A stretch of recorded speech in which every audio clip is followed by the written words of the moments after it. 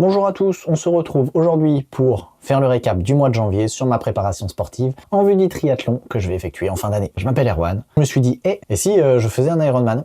Mais avant tout ça, petit récap de la situation. Du haut de mes 36 ans, ça faisait quasiment 3 ans que j'avais pas pratiqué de sport, et je me suis dit, tiens, et si sur 2024, je me lançais un gros défi de réaliser un demi-Ironman. Demi-Ironman, 1,9 km de natation, 90 km de vélo, 21 km de course à pied. Donc ça, c'était en septembre, mais je n'y connaissais rien. J'étais complètement à court de forme, je ne savais pas comment m'entraîner, je ne savais pas comment pouvoir atteindre cet objectif-là. Et donc je me suis lancé dans cette série pour m'accompagner et pour partager un petit peu tout ce qui se passe lors de ma préparation sportive de ce côté-là, tout ce que j'apprends, tout ce que je vis, tout ce que... voilà, un petit peu tout ça. Aujourd'hui, j'en suis à 5 mois de préparation effectuée. Donc là, je suis au cœur de ma prépa générale. Ma prépa générale se passe bien. Le but de la prépa générale, c'est simple, c'est d'augmenter mes fondations dans les 3 sports pour pouvoir avoir un socle plus solide. Plus j'ai des fondations solides et costauds, plus je peux construire de l'intensité par-dessus et donc progresser et être de plus en plus performant dessus. La prépa générale, son vrai objectif, c'est de renforcer ses fondations, d'avoir des fondations solides pour que quand je vais attaquer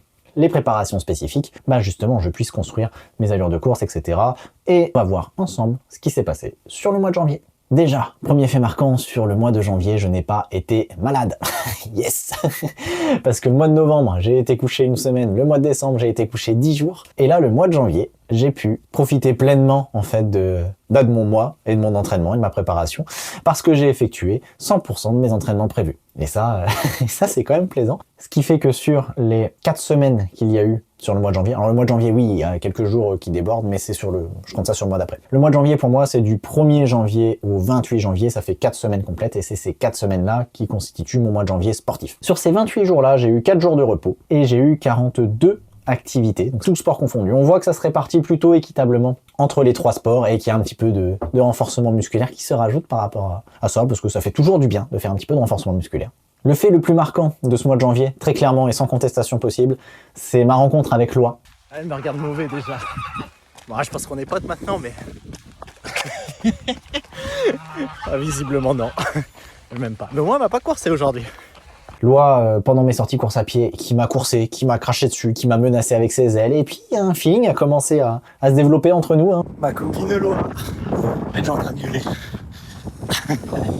Faut qu'on lui trouve un nom. Ah ouais, t'es pas contente, hein. Non, je pense qu'on a créé du lien ensemble. Elle déploie plus ses ailes déjà. Elle fait juste que cracher. Encore quelques fois où on se croise et je pense que on sera potes pour de vrai, quoi. Et ce qu'il faudrait qu'on fasse, c'est qu'on arrive à lui trouver un prénom. Alors j'ai eu quelques propositions, j'ai eu Joséphine en proposition, et on m'a aussi dit que tout ce qui peut se bouffer n'a pas à porter de nom, donc n'hésitez pas à mettre en commentaire une proposition de nom pour Loi, parce qu'on est amené à la recroiser encore. Donc ça m'a fait plaisir, en fait, quand je suis parti en footing. Je la croisais, je savais qu'elle allait me cracher dessus, je savais qu'elle allait pas être contente, mais bon, ça fait... Au niveau de la semaine 2 et de la semaine 3, c'était des semaines de charge. Alors le principe de la semaine de charge, c'est de mettre plus de volume, plus d'intensité, de continuer de monter graduellement ma charge pour pouvoir supporter et pour pouvoir progresser de plus en plus. Donc mettre de plus en plus de stress à mon corps. Je vous rappelle, la vidéo de la semaine dernière, le stress, c'est du stress. Voilà, en plein dedans. Donc au niveau de la semaine 2 et 3, rien de particulier. Le moral a été très bon, les séances sont très bien passées, j'ai réussi toutes mes séances. Il y a eu des sensations plus ou moins mitigées, j'ai eu un petit peu tous les temps, Il y a un vent de fou. Neige pour de vrai cette fois encore. Et on continue de s'entraîner.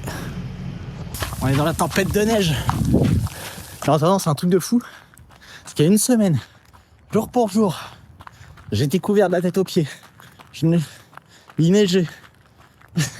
Là, j'ai juste un petit t-shirt technique. Un t-shirt, je suis en short et j'ai chaud. Là, je suis en train de faire gaffe parce que le terrain est un peu gras. Du vent, ça souffle et ça souffle et ça souffle. Je recule. Forcément il est de face, hein. Mais globalement, j'ai pas eu de difficulté majeure à sortir, j'ai pas eu de difficulté majeure à faire mes séances.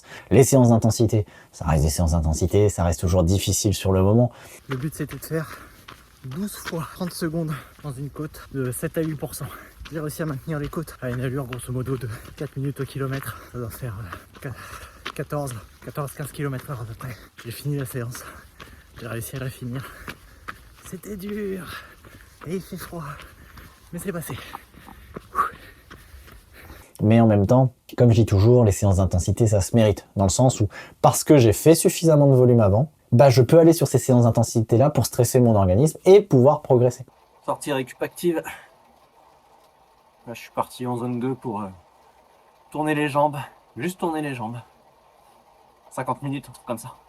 Si je ne fais pas suffisamment de volume, si je fais trop de séances d'intensité, je vais me blesser. Donc, pour mériter de faire ces séances d'intensité-là, bah, il faut que je fasse suffisamment de volume à côté, suffisamment de basse intensité, ce qui me permet d'avoir en fait cette séance d'intensité comme récompense. Et ça biaise un petit peu mon cerveau en me disant la séance, oui, elle va être dure, mais tu l'as méritée, vas-y, va te défouler un grand coup. Je viens tout juste de finir les 5 minutes pour le test PMA. C'est bon. Je fais la récup et puis je vois l'analyse.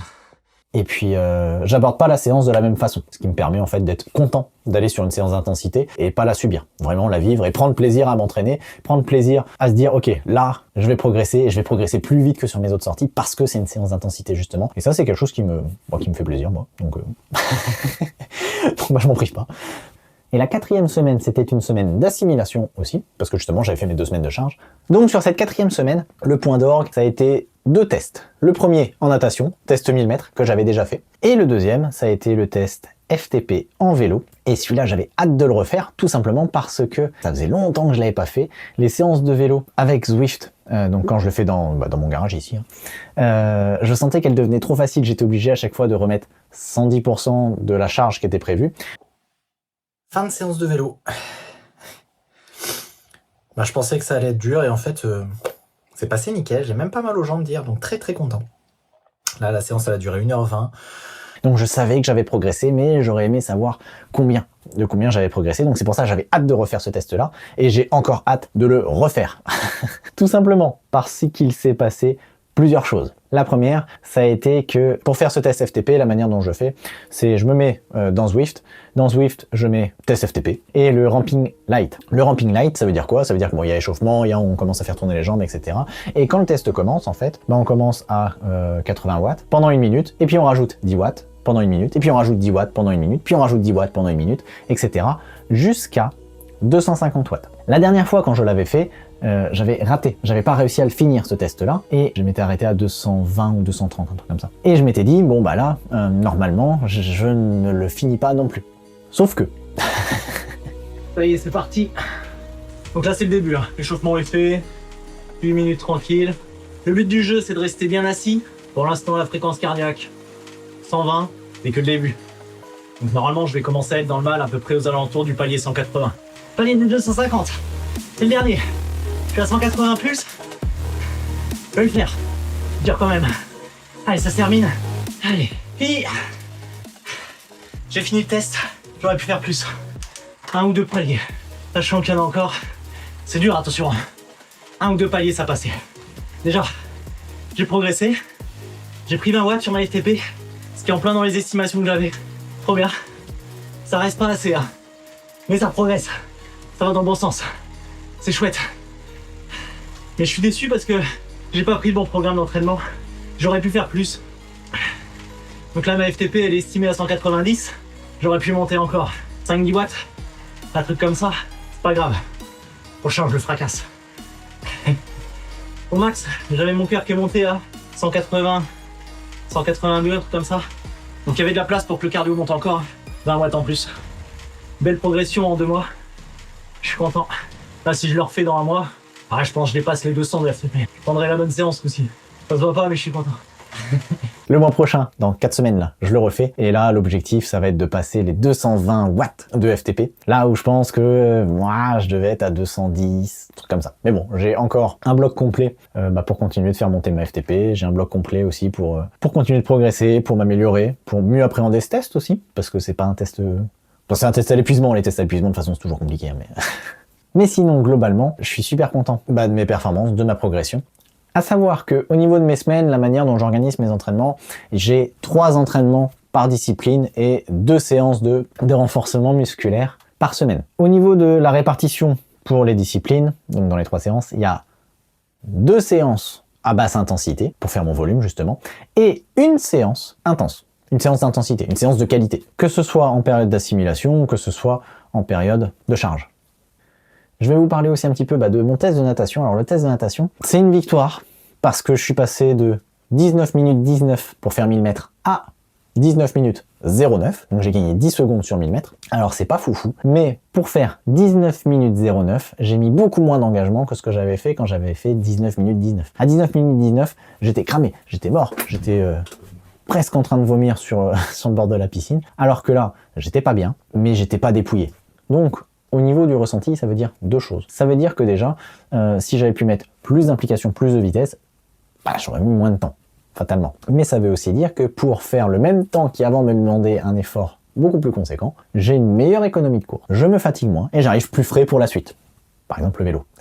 Et donc ça, moi je trouve que c'est une super amélioration de mes performances. Même si le chrono, c'est pas formidable, c'est pas fantastique, le ressenti fait que mon économie de course m'amène à moins de fatigue pour un résultat équivalent. Et ça, c'est chouette. Au niveau du moral, alors, au niveau du moral, ça a été extrêmement facile les 3 premières semaines. Mais alors vraiment, malgré le mauvais temps, malgré la pluie, malgré la neige, malgré le vent, malgré tout ce qu'on veut, ça a été extrêmement facile, je trouve, de sortir. J'ai pas eu besoin de forcer, j'avais envie, je voyais des progrès, je voyais les changements d'allure, je voyais un petit peu tout ça. Bon, de temps en temps, voilà, c'était un petit peu plus long de me préparer, mais voilà, c'était, allez, au lieu de mettre 5 minutes, j'en mettais 7, quoi. Mais bon, c'était vraiment agréable. J'ai vraiment apprécié ne pas tomber malade. Et ça a été au milieu de la 4e semaine que ça s'est compliqué. Alors la 4e semaine, semaine d'assimilation, donc j'avais mon volume qui avait baissé un petit peu. Et là, là ça a été vraiment compliqué de me motiver à sortir, de me motiver à aller à la piscine. Le jeudi quand il a fallu aller à la piscine, c'était... On est jeudi matin. J'ai super mal dormi. Il est 7h. J'ai eu une flemme. Mais j'ai que ce matin pour faire du sport. Et encore, j'ai pas toute la matinée. Donc il va falloir vite que je me motive à y aller. Parce que là, clairement, c'est juste de la flemme. C'est... Ah ouais, Bibi. Calé. On se met un coup de pied au cul. Et on y va. Ah ouais, c'était dur. Hein. J'étais pas ultra ravi, j'étais pas ultra motivé, j'étais pas ultra concerné par ce qui est en train de se passer. Mais vu que c'est ponctuel, que c'était qu'une fois ou deux, que c'était pas récurrent, et que je savais que ce n'était que de la flemme. J'étais pas blessé, j'étais pas malade, j'étais pas en manque de sommeil, j'étais pas en manque de nourriture, c'était juste, j'avais la flemme. Je voulais rester dans mon canapé, je voulais pas bouger. Vu que c'était que ça, je suis content d'avoir mis en place suffisamment de choses pour justement contrer ça. Et là-dessus, c'est une grande fierté personnelle de me dire, ok, les dispositifs que j'ai mis en place pour contrer ma flemme fonctionnent. Alors c'est con, dit comme ça, hein, mais c'est une des grandes réussites du mois de janvier. J'ai réussi à contrer ma flemme quand je l'ai eu. Clairement, le mois de janvier est une énorme réussite sportive. Il n'y a pas de débat. Là-dessus, ça a été le mois avec lequel j'ai eu le plus de volume d'entraînement, où j'ai eu le plus d'intensité, où j'ai eu les meilleures sensations, et où ça a déroulé comme sur des roulettes. Je rentre dans mon planning, je fais mes séances, je les valide, et je sais que pour ça, il faut que je continue la régularité, la discipline, et je m'aperçois que ça, c'est une de mes plus grandes forces. Et ça, c'est super agréable. Et je peux le dire, je suis très fier de moi là-dessus. Je rappelle, pour ceux qui veulent me suivre au quotidien, avoir les réactions à chaud, etc., ça se passe sur Instagram, ça se passe en story. Donc quand je fais une séance de sport, je mets toujours une petite story. S'il y a des choses un peu marquantes, je mets des stories. Enfin bref, le quotidien, c'est sur Instagram. Et sinon, il va être temps aussi que je m'inscrive sur les courses de 2024. Parce que oui, mon objectif, c'est la course le 5 octobre 2024, le B-Man en version semi-Ironman. Et justement, avant ça, je vais participer à d'autres courses. Si vous voulez savoir quelle course je vais participer, il faut regarder la vidéo qui sortira la semaine prochaine. Dans cette vidéo, on verra ensemble quelle course je choisis, pourquoi je l'ai choisie, et un petit peu comment on fait pour ceux qui n'ont jamais vu comment on fait pour s'inscrire en ligne, comment on fait pour s'inscrire à une course en ligne, combien ça coûte, etc. Tout ça, on voit ça dans la vidéo de la semaine prochaine. Allez, bonne semaine et bon sport!